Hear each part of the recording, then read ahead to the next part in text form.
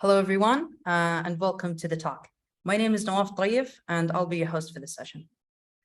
Today, we have a very special talk with a very special speaker, Dr. Haider Syed, or Syed. He has a PhD in computer science from Dartmouth and currently working in Silicon Valley as a data scientist at Walmart Research and Development. Also, if you have any questions, you can send them in the chat, and Dr. Haider will answer them at the end. With that said, and without further ado, you can start the talk, Dr. Haider. Thank you, Nawaf, for the introduction. How's everyone doing? We're doing great. Okay. So right now, basically, I work as a data scientist at Walmart Labs. So we build different types of models for e-commerce. I'm actually switching roles in about 2 weeks. I'm going to become a manager in a healthcare sort of vertical.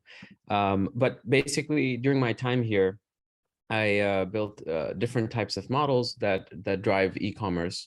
And today I'm going to be talking about a specific approach that was one of the first things that I built when I first came here. So in e-commerce, one of the things that you have to understand is that it's powered by a lot of AI. So when you go to any website like Amazon.com and you search for a product, there has to be some kind of decision making that happens in the background to figure out what you're looking for. So if you're looking for a blue shirt, we have to figure out which items are blue, and we have to figure out which items are shirts and so on. So there's a lot that goes into that. Now, one of the things that's transparent to people that are shopping is the fact that there's a lot of models that are being built in the background to support these types of functionalities. So when a seller comes in and wants to sell a shirt on Amazon, they may not provide a lot of information. They might not tell you that this is a dress shirt. They may not tell you that this is a blue shirt. They may not tell you that it has a collar and those types of things.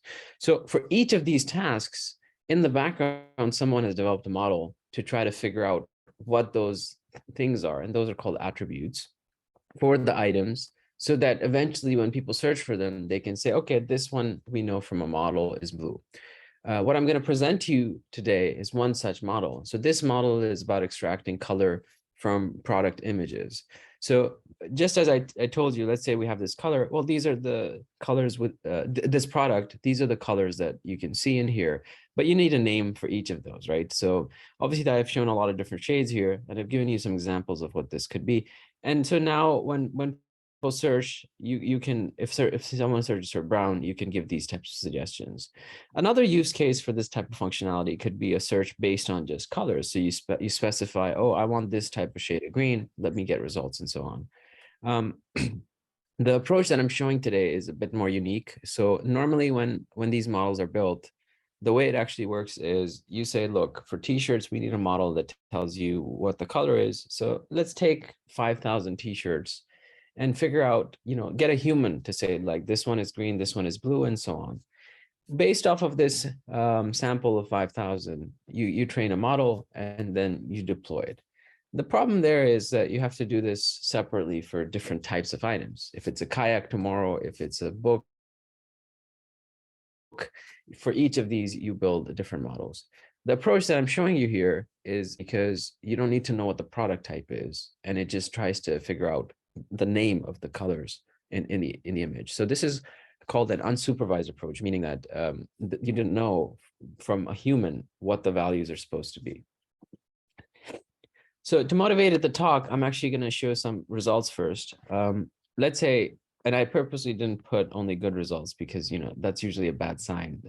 No model works perfectly in all cases. Let's say that over here, you always see two images. There's a pair, one on the left, one on the right.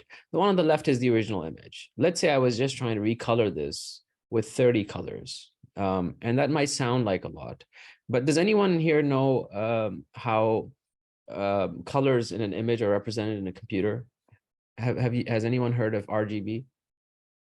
Yes, RGB values. Okay, so let me just take a, but do you understand how they're actually used in terms of representing color in a computer? Have you taken that in any class or no? Yeah, where you have like a value out of 255. Yeah, perfect. Oh, on red, wonderful. green, blue. Wonderful. So if you have 255 for each, the total possible colors are 16 million, right? Values. Does that make sense? Because it's 255 times 255 times 255. So that's 200, that's 16 million total different possibilities, like 000, 001, and so on. Do you see what I'm saying? Yeah. So now the problem is there's no one that has gone in and for each value said this one's blue, this one's green, this one is so on, right? But obviously you don't need 16 million to get a good representation of an image. I mean, you'd still be able to tell what's happening. What we wanted to do was use 30 colors instead of 16 million and still have an image that preserves the main colors that you see in the image. So here you can see that this is recolored and this is just with 30 colors. Of course, you know, you may be looking at this and saying, well, some of this is not as good, but for our use case and what we're trying to do, we're not trying to get a clean image. We're trying to just preserve the name of the colors. So it's actually not bad. But some of these images I purposely put here to show some problems. So if you look at this item, this mapped to white because this was a very light blue, right? So one of the problems that you're going to have is at the boundaries of colors always. Some colors like blue may go into green, or every color might go towards white, because every color, as you make it lighter and lighter, it becomes very close to white. Now, these recolored images are going to be used eventually to figure out the color of the actual image, the color of the products in the image. To show you how well the approach is working, if you will, and at least in good cases, you can see this item is being recolored, and this is just 30 colors, right? And it's still doing a really good job. You can't really tell that it's just a very set palette, right? So when I say 30 colors, I actually mean 30 pixel values, 30 RGB values. Sorry, I should have explained that. So I'm not saying it's 30 colors, like different shades of orange are possible. It's just one shade, but it's only out of 30 possibilities, right? Whereas if you look here, there's going to be many types of pixels because, as you can see, it's changing shade everywhere. Okay, so how do we actually build something like this?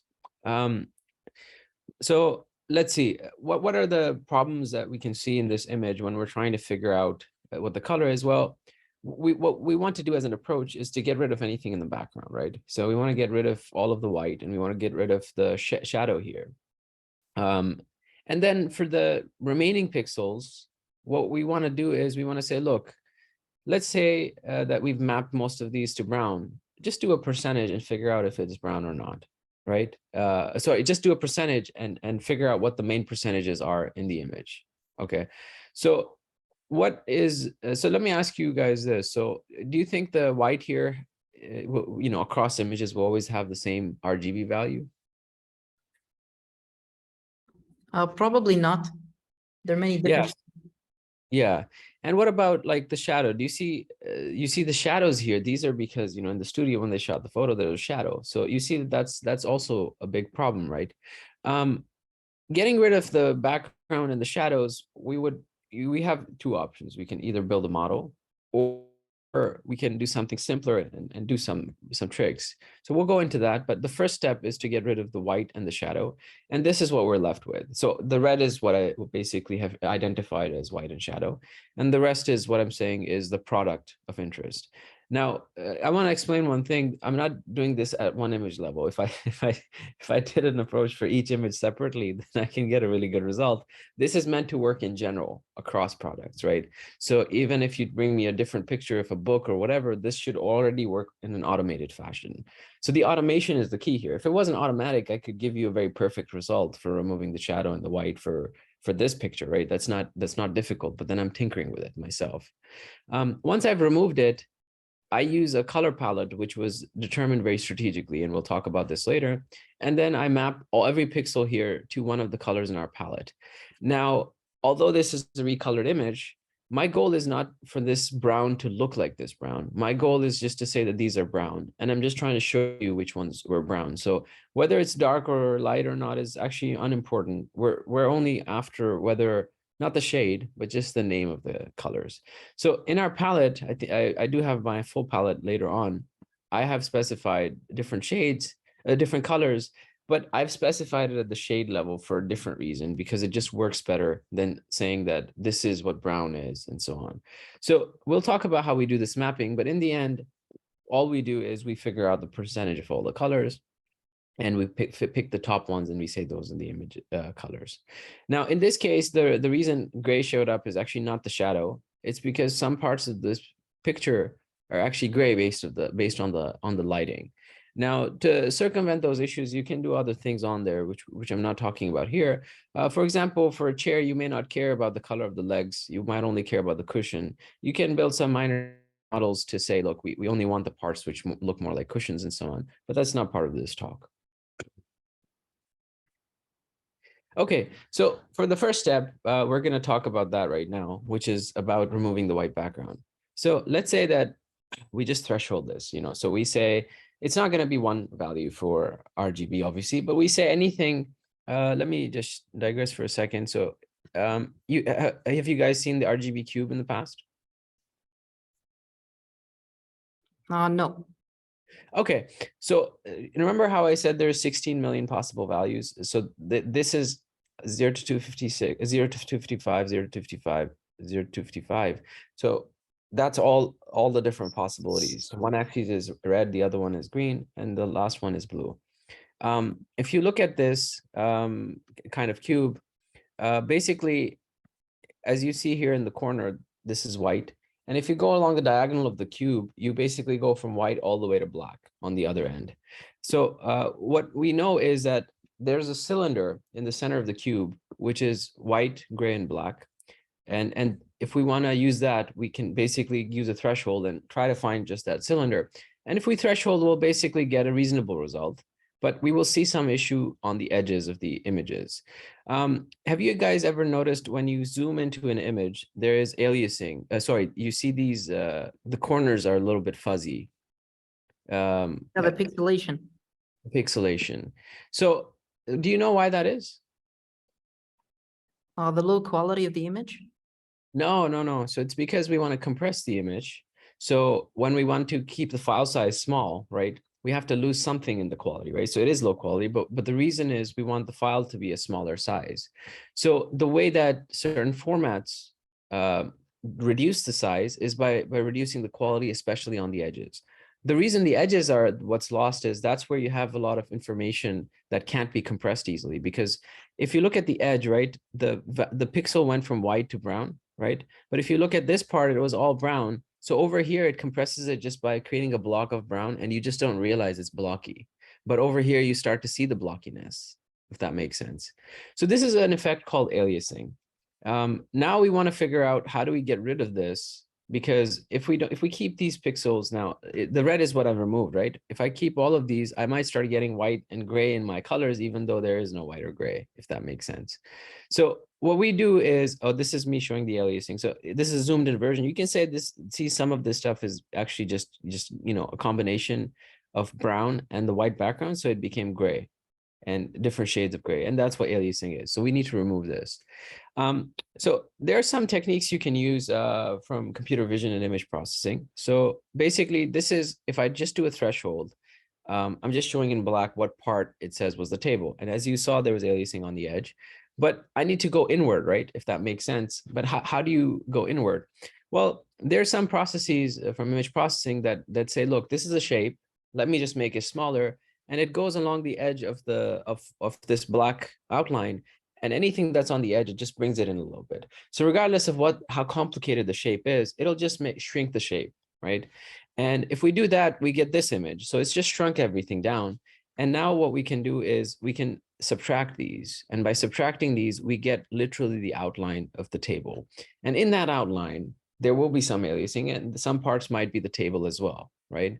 So now what we do is, this is me just showing you for the table what that outline looks like, right? And as you can see, I mean, it does look mostly like aliasing, but you can see some brown here. So we might be removing some of the table, right? So what would you do in this situation? Well, what we want to do here is try to get rid of the aliasing without getting rid of the product. So we look through the literature and we find some thresholds we can use for the type of gray you might see in aliasing. And we just threshold the outline for that and remove those parts. And by doing that, so initially we had this, if I just try to remove within that outline, I get something that's way more tighter, right? As you can see here, this is a big improvement over what we had here. And it's okay if we leave a little bit. We're not trying to publish this image or anything. We just want to get rid of all of the background as much as we can. After we do this, now, why did we even care? I mean, this outline looks small, right? So why didn't I just leave it in there? The reason is, if we had a picture like this, as you see here, there's a lot of outline that we had left because of the aliasing.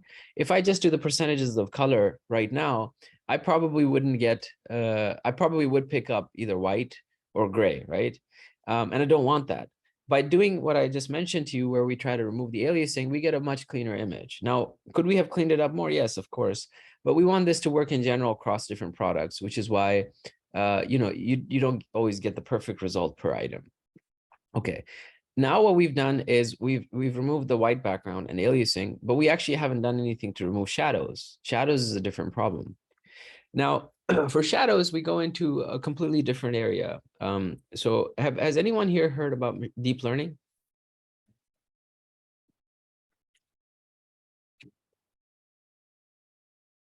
Oh, there's a chat.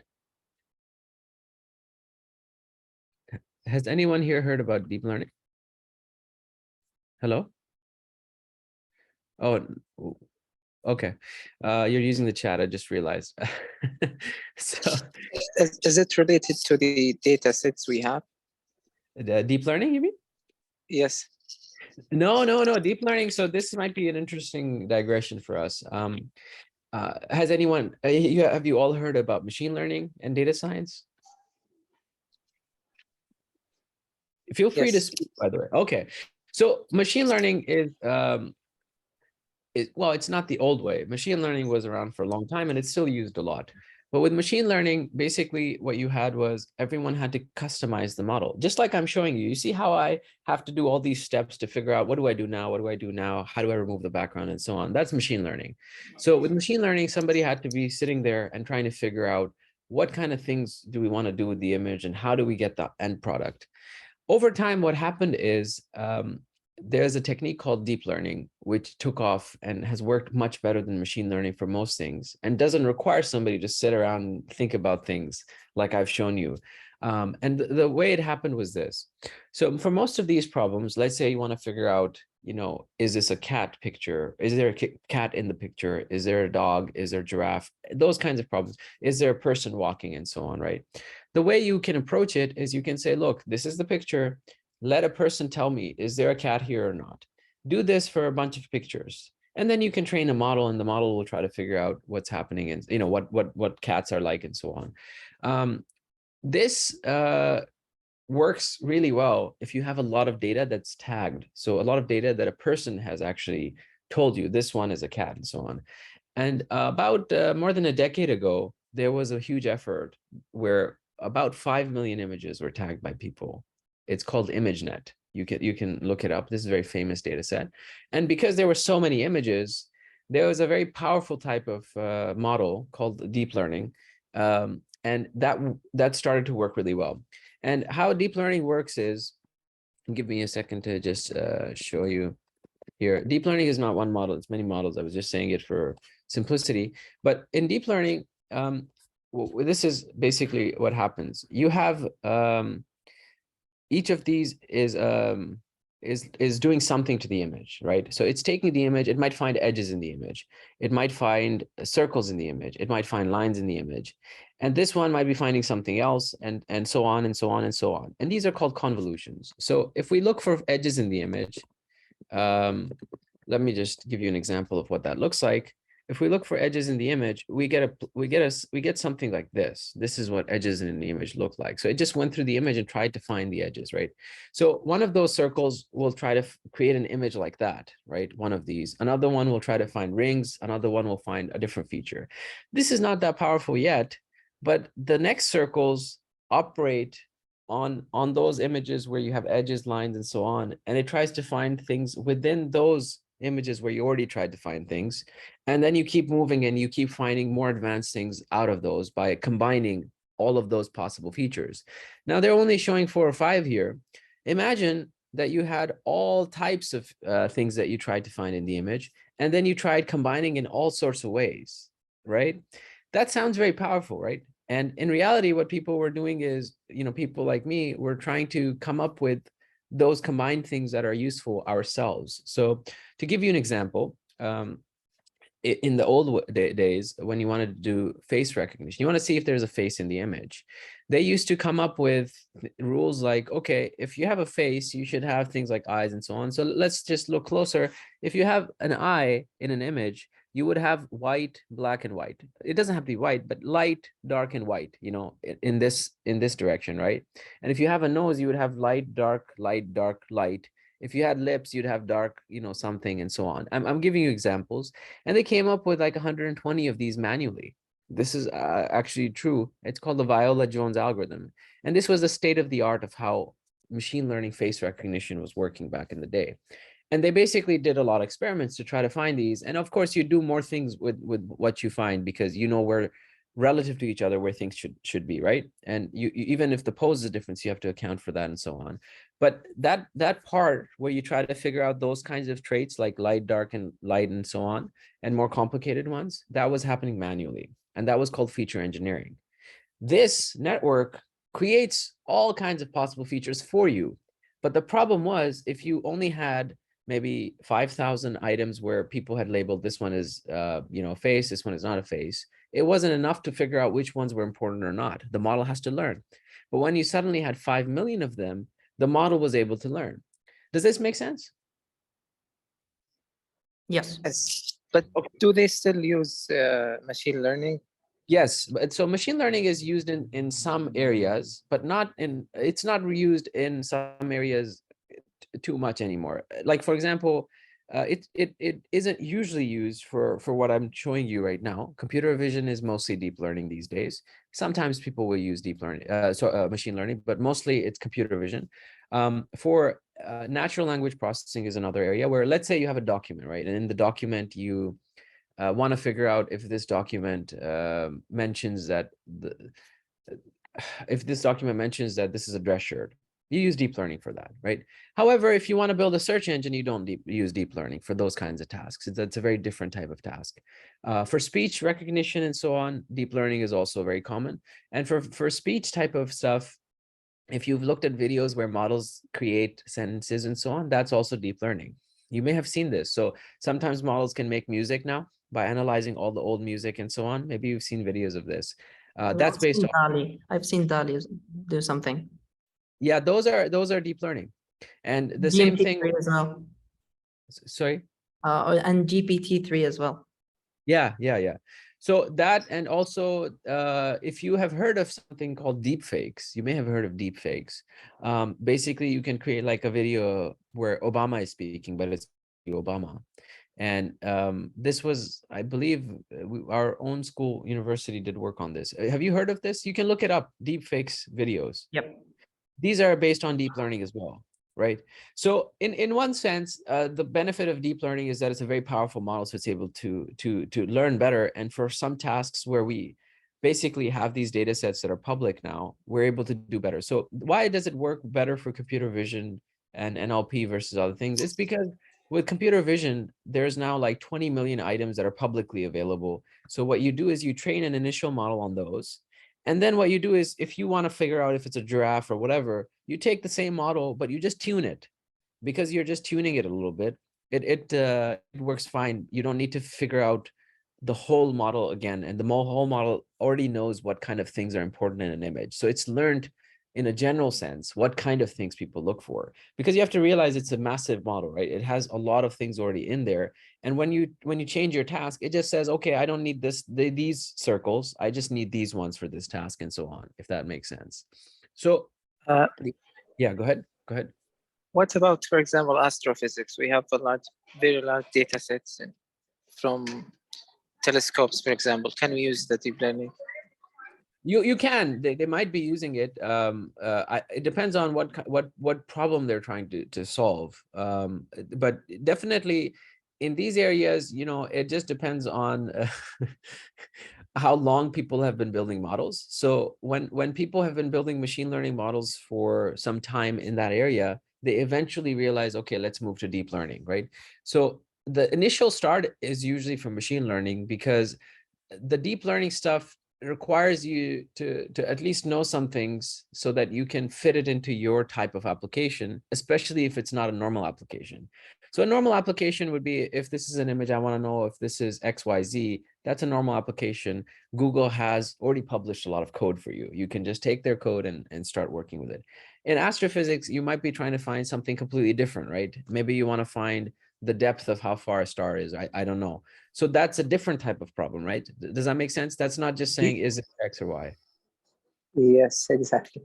Yeah, but that's so one area where this actually, for example, deep learning hasn't gone for data issues is actually healthcare. In healthcare, there's a lot of privacy, so that you can't share it freely. So there's no public data sets with millions of patient records. But in healthcare, this would work really well, for example, just to give you an idea, right? So this is happening in some companies, but people don't know about it because healthcare is very private, right? But if they have access to, 10, 20 million people and so on in their records, this would, it would in general outperform machine learning models. So here, although I'm giving you an approach which is mostly machine learning, I'm actually using deep learning for one part of it, for the shadow removal. So this is not a full-fledged model that I trained. So my goal here with this project was, I don't want to train stuff. I don't want to get images tagged by a crowd. It takes time and it costs money, right? I want to do it without doing any of that. So that's a big goal, right? That's a lofty goal. It just so happens that in deep learning, there's a network called the Saliency network. And basically what it does is it tries to get rid of the background, and but in reality, what it's doing is it's trying to keep the parts of the image that it thinks are important. And what it thinks is important is usually the foreground, like the part that's not the background, because most of these models have conventionally been trained on tasks like, where's the person in the image? So it ignores buildings, right? Where is the dog in the image? So it ignores the background and so on. Now, of course, the saliency map, as you can see here, it basically kept the giraffe, got rid of the background. The penguin, same thing. It's advertised as working really well, usually in papers, right? But it doesn't work as well. And if you haven't trained on your own data to try to tweak it more, you can't expect the best result. So when we use this directly out of the box, we get a result like this in the beginning. So this is the picture. The saliency map is getting rid of the stuff I have in red and keeping everything else. So it's keeping this white as well, right? And it's keeping this part of the desk, but for some reason it removed this, but I can see why. It looks like a shadow, right? So you might say, oh, well, why is this working so bad? It's because this wasn't trained on my data set. This was trained on some other stuff. If I wanted to use this properly, I would have to feed it my images, but I have to also say, look, this is my picture. And I would say, this is the background and this part is not, right? Imagine the cost of that, right? Like I have to send a lot of data to crowd and stuff. Does that make sense? Yes, but do we have to do it manually, or we have now a new method? So even with the deep learning, what you do is you still have to get some more data tagged for your specific task and then retrain the model. So it might be 5,000 or 10,000 images, but you do have to get that done manually first. The deep learning will not just work out of the box for your data set, right? Because your images are very different than whatever images the model was originally trained on, right? The 20 million in an ImageNet, right? Does that make sense? Yes. Yeah. So it's not a lot of images necessarily, but it would still be 5 to 10,000. And they would literally have to say, give me an outline of this and so on. So it's costly. It's not worth the effort, because there's something else we can just do. Look, the saliency map is not doing a bad job with the shadows, which is what I need it for. So it got rid of the shadow here. It got rid of the shadow here. It just didn't get rid of the shadow. It just also got rid of the shadow here. For the background, I don't really care, because as you saw, my background removal was working really well, right? So I can combine these two things. Now, what I did was I said, look, shadows, they look pretty similar in different images. And are there other approaches that I can also use, right, on top of this to find shadows? And I realized that there were some papers that mentioned that you can use certain thresholds. So I'm not going to explain these thresholds, but these thresholds give you an idea of which pixels might be shadows. And what I did is I said, look, this algorithm is telling me to remove this part, this part, this part, everything that's red, right? But let me also check the threshold. is the threshold also saying that this is a shadow and something I should remove? And the threshold is not saying that for the top of this table, for in our case, luckily, right? And we tested this, and it usually wasn't saying that for the parts that were not shadows. So by combining it, I'm saying now, okay, the threshold has to say it's a shadow and the saliency map. When both of them say it's a shadow, I'll remove it. And so this is the result that I get, right? Which is pretty clean. Now I want to emphasize one more thing, one more time. I know I'm showing one image here. The point is not this image. This is an example. This has to work in general, right? So I'm showing you what type of stuff ended up working in general. If it was only for one image, I can do this way easier, right? If it's one image, it's a joke, right? So keep that in mind, that while I'm only showing one example here, this is an approach that works in general across different images, and you have to test that at least by looking at your results, right? Okay, so now we had yeah, go ahead. For the papers, is it easy to access the codes behind the papers? Behind the what? Usually. Behind the papers. Oh, yeah, good question. So nowadays, yes, because a few years ago there was, so you guys should understand this, actually, you don't know this, but there's a movement in machine learning and deep learning for openness. Okay, they want to have reproducibility, right? They want you to be able to run code, not just run the code, but they want you to be able to run it on the same data set that they used it for, and do the exact same experiment, so that they know that the paper authors are not kind of, lying or kind of stretching the truth, right? So nowadays, most conferences, they don't require it, but they either highly recommend it, or they may even require it in some cases. So most of the times, if you're not submitting code, your chances of getting accepted are lower. And also, if you're not submitting code, you may have to explain why. For example, in healthcare, you won't be able to submit the data, at least, because there are laws against just opening patient data to the public. So in that case, okay, it's understandable. Are there papers that still don't have code? Yeah, of course. There's a good website that, if you guys are interested, it's called Papers with Code. You'll find all sorts of papers, and these are just normal papers, but they've given you a list of the ones that have code, so you can easily just go and play with them and run with them. And it's not very hard to run these things in general, right? Because the code is already written, you just want to play with it. Have people had experience running code here, by the way?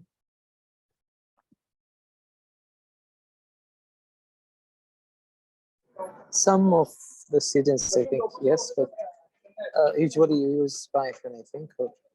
Yeah, so sometimes people will have given Python code. Sometimes it's going to be Java. It really depends.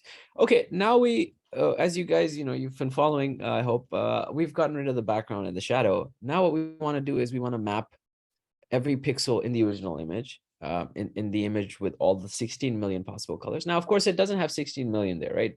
In this one image, it's not going to have 16 million, but it actually has about 4,000 different pixel values, probably in a normal image, if you just check, just so you guys have some idea of what we're dealing with. So we're mapping that to 30, just so we can name it. Now, this part is what we're going to talk about. How do you figure out what the mapping should be, and so on? So this is actually a much harder problem than it seems. The reason is, we need to know within that cube, right, the 16 million possible colors, where is blue, and what's the center of that blue, and how do I find all the blues, and how do I find all the greens, and so on. For this task, you would need people to tag some stuff. You'd have to sample some of the cube, get it tagged, and then create a centroid and say, okay, anything within a certain radius of this is blue, and so on.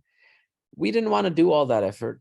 So what I realized was there was a company called Imaga, and they were providing color identification as part of, as their main, actually, as one of their main things that they sell.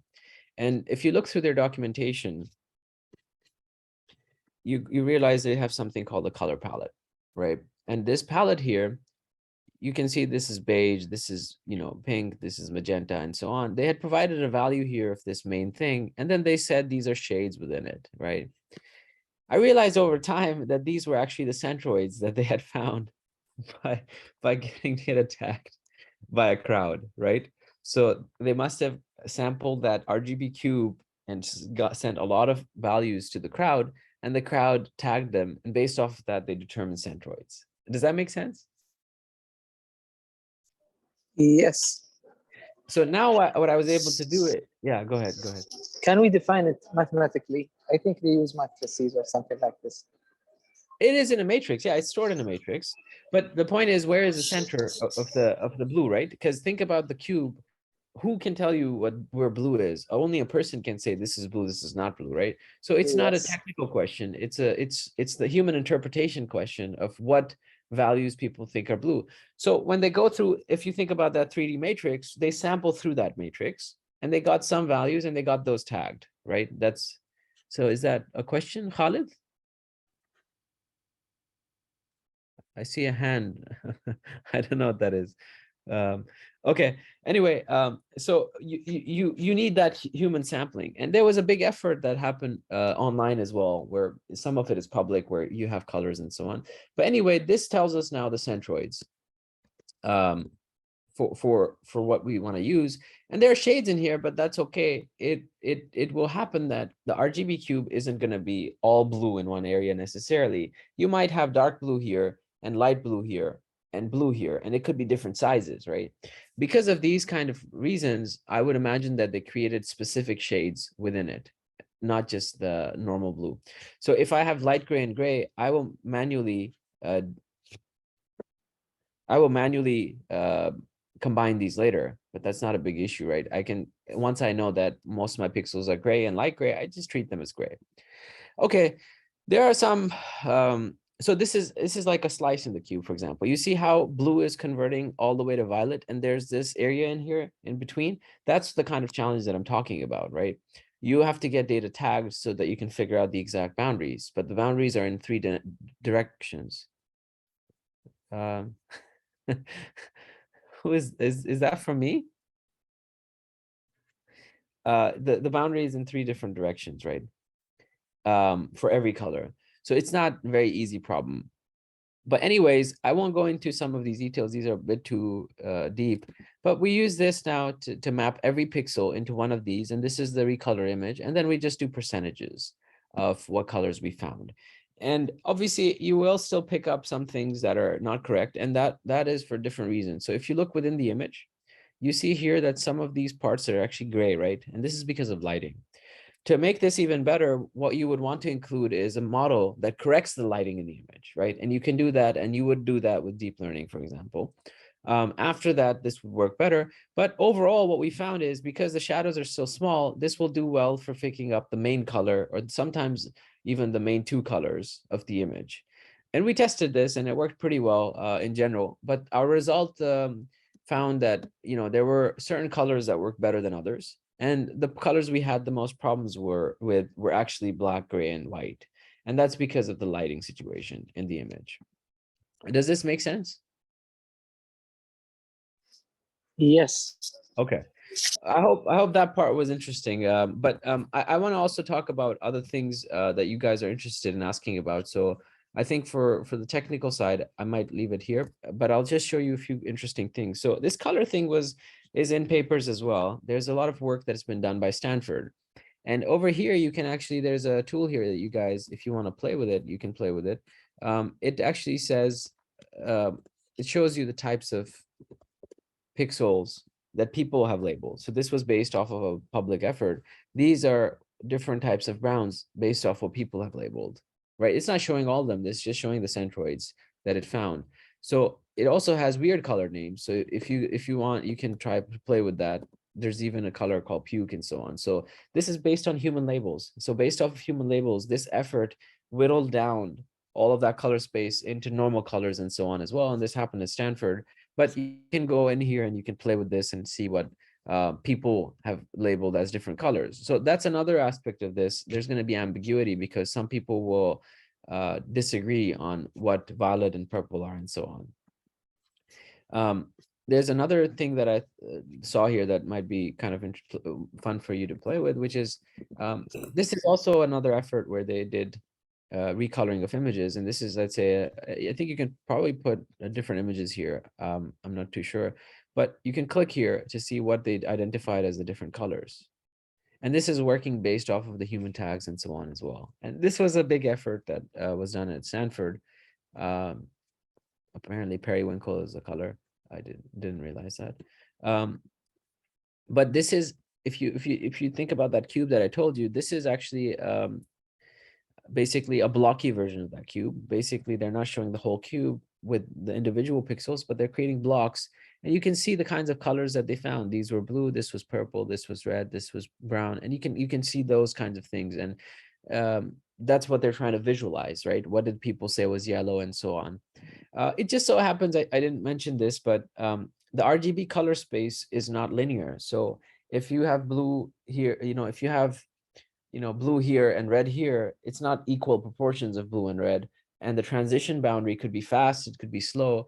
There's a color space that was developed, which is equivalent, right? It's just a mathematical mapping. That's it.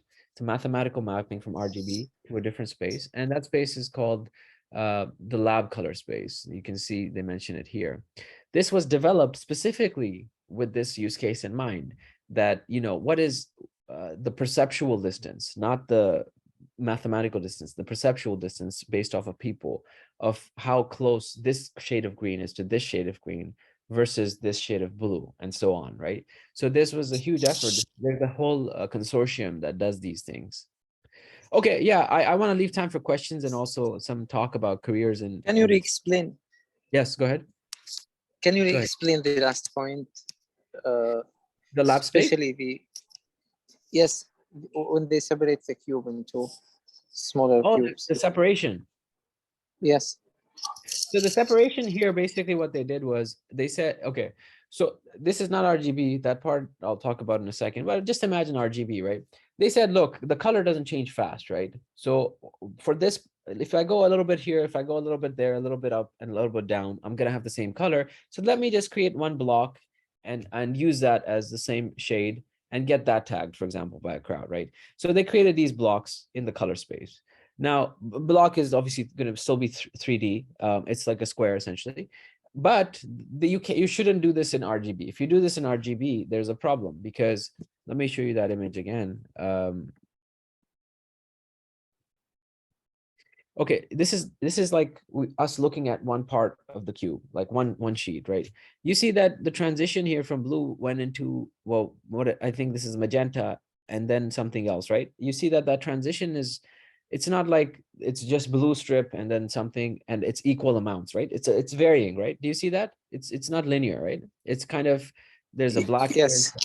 Okay, so there's another color space called the lab space that is more linear. And if you do distance there, and if you create a cube there and so on, it's mostly going to be like one color, and it moves and changes very slowly. So what they did here is, instead of treating it as, 16 million, they're just quantizing it, right? So they're saying, let's say that this is about the same, because we know this is, these 20 different pixels here are close enough that they should be the same shade. Now, of course, if you end up right at the transition boundary, there might be a small error, right? Like just at the transition sometimes, if you do this bucketing, but you have to do something like this. Otherwise, you're just gonna, you can't tag 16 million values. That's too much, right? What they're showing here, though, is actually the end result. After they've done everything and so on, they've now said, look, this is what people tagged as brown, and they're just showing it here as this is brown and so on, right? But how they did it is actually by bunching it too. Does it make sense? Yes, I see. Okay. So yeah, I'll ask you guys, if you have questions on this and so on. And then I know there's some interest in, general advice and so on about careers and so on. So I want to answer some of those too. Any questions? Yeah, I have a question. Yeah. So when we talked about removing shadows, what about, for example, shadows we don't want to remove? Like, for example, an object on a table casting a shadow on the table. How do we make sure the algorithm does not remove that? So we can make sure of that if we want to, but in our case, because this is for e-commerce, right? So if we're selling a table, we're only selling the table, we're not selling the vase with it. So for this application, we didn't need it. If you didn't want to do that, what you would do is you would combine this with an object detection model. So you can build a model that detects objects maybe on tables specifically or objects in general, you can build models to detect a table, right? You can actually build a model that says this is a table, this is a vase, this is a book. So it depends on your use case, right? Our use case, we don't need to do that, but you have to understand we have about 1 billion items, 1 billion, right? So it's very different type of problem compared to somebody who maybe is only looking at tables, right? For example. Yeah. And by the way, for object detection and those kinds of things, there are deep learning models out there. You guys can easily find these online and play with them. Okay, great. Yeah. And any other questions? I have a question. Yeah. What's the difference between data science and data analytics? Oh, that's a good question. I thought you were gonna say data science and machine learning. I'm glad it was analytics. Analytics is more like coming up with statistics about the data and exploring the data and seeing what kind of trends you might see. Analytics is also, it also includes what I would call very basic models. So for example, let's say you wanted to forecast the demand of certain items in your store, right? For example, in Christmas, your demand for items goes up, right? If you wanted to forecast the price of oil and so on, right? These are actually very like old school machine learning models. It's something that, if you've been in the field, you know exactly what to use and you know how to use it, and you just apply those. So basically, if you have heard of things like linear regression, logistic regression, very, very basic models, and that's what's used. So an analytics person just works on those kinds of things. And his role is also just to interact with business and build very basic and simple things to drive it. A data scientist builds more complex models for more complex problems. So just as you saw here, this is not like as a simple of a problem. Hopefully you can appreciate that. So we build more custom models and our problems are much more difficult.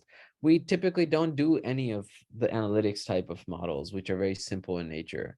It could be also about pricing. For example, if you wanted to determine the price of something in the future or what the price should be to get good sales, those are all like basic analytics type questions. I think the stock market, they're trying to use data science maybe, Yeah. or data analytics. Well, teams will usually have a bit of both, but in terms of what you're thinking in your head about, predicting the stock price, that's a different price. I know I said price. Now I know why you asked me this. Sorry. The stock price is a different ball game, right?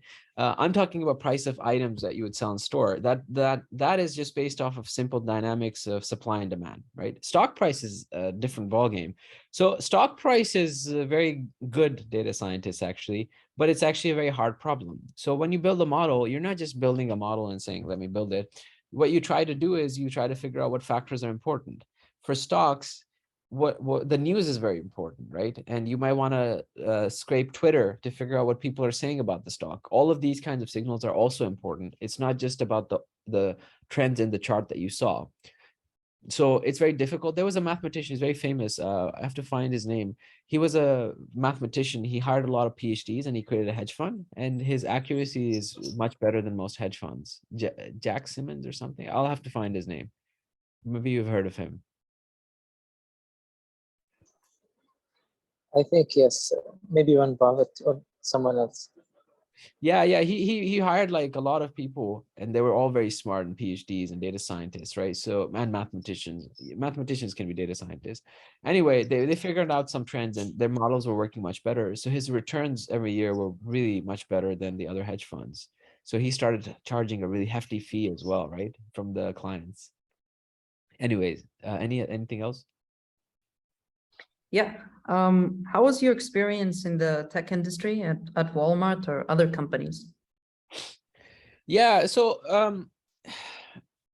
yeah, I think this depends on company to company, actually, the type of experience that you have. What you have to understand is, there's a different work culture everywhere. So some places it's more relaxed, some places it's more fast paced. You have to decide what type of things you care about as a person, right? Like, do you want work-life balance, or do you want to just work on the most interesting thing? Do you care if you have to, work a lot and so on? a lot of the times the data science that's being done in companies is not very complicated. It's not like the types of models that I'm showing you. So it's more applied, you just take models that are, outside, already available on the web, you try to tweak them a little bit and you get an answer. If you have more intellectual curiosity, then it's better for you to join a research lab, which can also be at a company. But that's where you usually do the more cutting edge, state of the art type stuff where you're creating something new. Industry is usually not trying to create like something majorly new because that takes a lot of time. Okay. Is there a specific aspect you want me to touch on apart from that? Can you talk about how you can get internships or programs, join those, companies in the future? Yes. So to be honest with you, we had a few interns in our team recently, and they told me that basically they had to, in general, apply to a lot of companies to get internships. That's how they did it. I'll tell you my opinion on how you should do it, but I'll just tell you what he said he did and his friends did. And he said that they were applying to anywhere from 200 to 300 companies for the internships. I find that insane, but I understand as well. So that would be called cold calling, right? You're just applying randomly. So it's very difficult. The best way to get an internship is to speak to a university recruiter. So let's say you start in the university, they come to your campus, right, in the career fairs.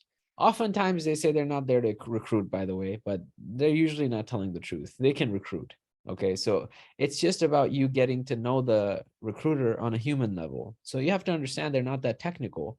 So it's all about throwing certain buzzwords at them: machine learning, clustering, classification, this, that. And if those buzzwords kind of align with the type of stuff that they've been hearing at the company, they're like, oh, this guy might be guy or girl might be a good fit.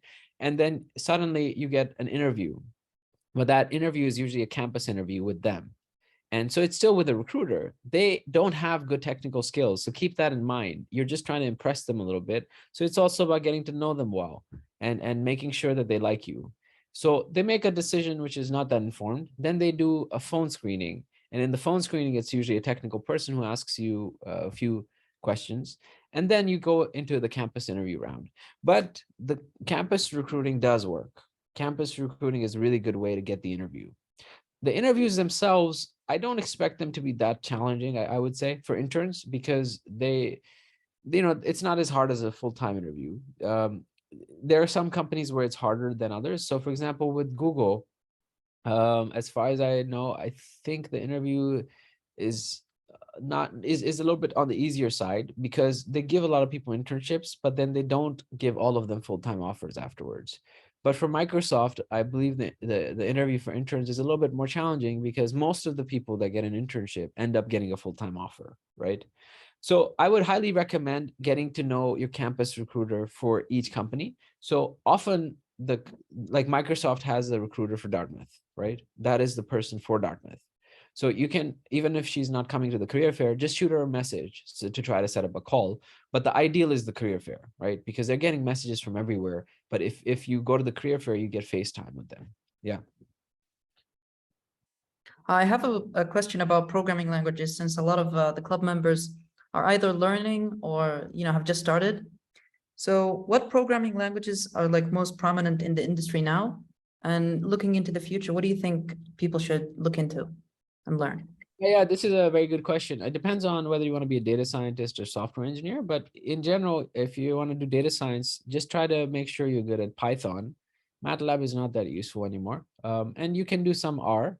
Those are the two, but it's not as much about languages. It's usually more in the data science, it's more about your technical knowledge. So you'd have to take machine learning, and then you can also take natural language processing if that's a course. You can take computer vision and those types of things based on interest, right? And if you see deep learning, take it. There's already a huge trend, by the way. There's a huge trend of people taking these courses now in university, even if they're not CS majors, even if they're not in computer science. On the software side, I would just make sure you take one good language like Java or C. It's not about quantity, right? So in the technical interviews for software developers, they ask you which language you want to code in most of the time, and they just test you in that because they assume you can pick up the other one. So that's an old school view where you need to have 4 or 5 languages. Dima, you asked me what you should study in university. What are you interested in though? It depends on your interest. Like, are you interested in working as a data engineer, data scientist, software developer, or not interested in tech?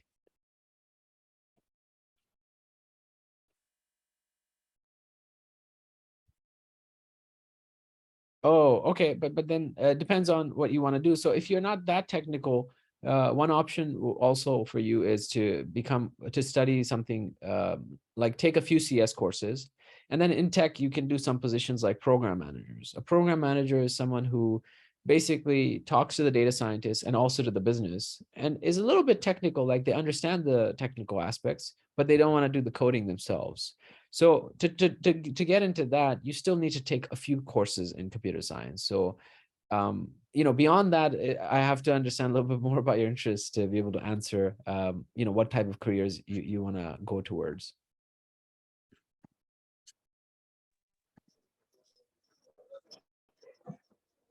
If there is time, I have a question. Yeah. I am a physics student at the university, and I'm interested to go into research. But also, I might go into data science. Usually, the research in astrophysics depends on maybe data science, I think. Most of the research. So how can I improve myself? Because we don't have a single course in the syllabus, maybe only one course for the program.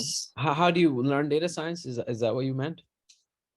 Yes, but for research aspect. For the research aspect? Yes. Oh, okay, yeah. There's a very good course that you can take on YouTube. It's by Andrew NG.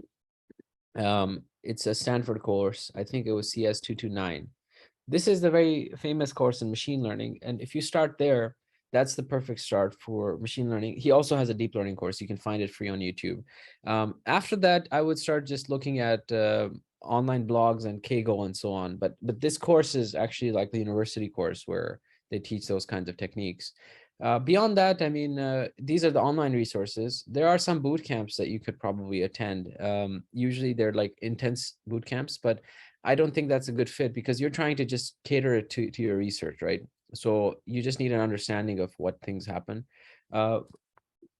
So for Dima, the course recommendation, I would say try to take the CS1 course, like the first computer science course where they teach Python, and take them. If you find that you like it, then take a machine learning course. Oh, you're interested in business and art. Okay, so I think Dima, for you, we can do another call. It's a longer discussion, unfortunately. Yeah, maybe Nawaf can connect me to you and we can discuss later. I do have to go to a meeting, unfortunately, but if you guys, I'm free after an hour if you guys have more questions and we can have a short chat, but that's up to you. It might be late for you. So Nawaf, I'll let you figure that out. Yep. Thank you so much, Dr. Haider, for the presentation. The talk is really, really helpful. And I hope everyone attending got to learn something new. Also, if anyone has any inquiries, they can email the club at saudicodingclub@gmail.com. With that said, thank you. Thank you everyone for attending. Thank you, everyone. Thank you very much. Thank you. Bye.